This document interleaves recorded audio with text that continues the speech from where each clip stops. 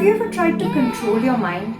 To stop that voice in your head which is continuously eating away at you? Have you ever tried to focus on a task but continuously got distracted and wondered, if I could just control my mind, if I could just focus and give my full attention? Well, I'm going to help you get there. I'm going to help you control your mind. I'm going to give you tips on how to focus better and how to live in the present. But before we go to that, I would like you to tell you about the mind. Because until you don't understand what is the nature of the mind, you can't really attempt to control it, can you? So here, one of the first things you need to understand about the mind is that the mind was created to keep you safe. Every species, every creature on this earth that nature created, nature gave it something to defend itself so it could continue its species. Somebody got claws, somebody got thick fur, somebody got horns. Human beings are one of the weakest species physically, but what nature gave us was a very sharp mind. And that is actually what helped us survive all these centuries. So the nature of the mind is to keep you safe, which means it's always analyzing where is the next danger coming from. Unfortunately, in today's day and age, we are not, privy to threats that are, physical, like there's no lion going to jump at us, there's nothing else that's going to happen. But what we don't realize is that because the mind's nature is to find the threats, it'll start looking for threats in relationships. It'll start looking for threats in seemingly ordinary things which we otherwise would not have to worry about. The second thing I want you to know about your mind is that it is conditioned from past experiences. It is meant to keep you safe. So if you experience something in a particular day, let's say you went somewhere and there was a lot of crowd and stampede, the next time you have to go back to that area, your mind is going to say, wait, is there going to be a crowd? Is there going to be stampede? I don't want to go there. And over a period of time, you might forget that there was a crowd, there was a stampede on that day because there was some event happening. But now every time you pass that place, your mind is going to say danger, crowd, stampede. And you might have even forgotten why it actually is warning you about this. Your mind is always conditioned from past experiences. Whether it was a person who was rude, whether it was a teacher who shouted, whether you invested in the stock market once and you lost money, all these things are being filed away by your mind. Okay, so that it can keep you safe and warn you the next time you're going to do something.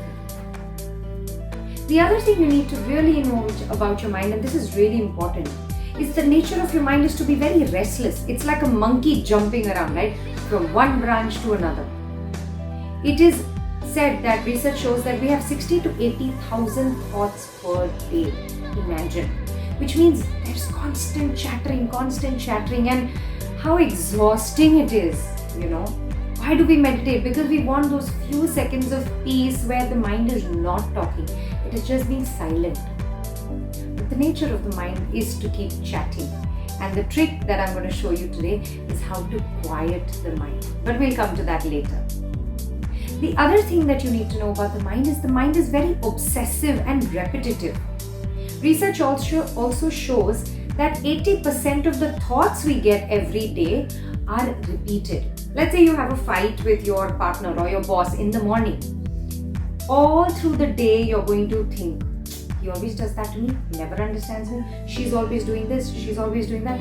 It's just repeating over and over and over. How unproductive, right? And last but not the least, the mind is very introspective. It's always analyzing. And through this analysis, what it usually lands up doing, it's weighing pros and cons, it's seeing what's right, wrong, what's good, what's bad. But it does one more very sneaky thing, which we don't really consciously realize, so lean in. The mind suffers from polarity.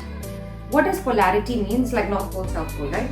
So if I am a working woman and I'm successful, means automatically it thinks that if somebody is not working, they're not successful. If I'm a stay-at-home mom who has raised very good children with very good values, it also says in its head, sneakily, that if you're a working woman, you mustn't be raising your children that well because you're not giving as much time. If this is white and this is good, that means if this is black, it must be bad. Right? It's always weighing, it's like a seesaw. Both cannot exist, right? Now, why it's important for you to know these things is because based on this, once you know these things, once you are aware that this is the nature of the mind, you can actually control it. Because here's the thing, your awareness is like a flashlight. When you shine the flashlight onto a dark place, you know the layout of the room, you know where the furniture is, where the sofa is, where the table is, where the desk is. You're not going to trip and fall. But if you're walking in the dark, just walking around, you're bound to fall and get hurt, right? So keeping this in mind, let's quickly jump to what can we do to actually control this monkey mind that suffers from repetitive thoughts, polarity, that is designed to keep you safe, that is conditioned from past experiences.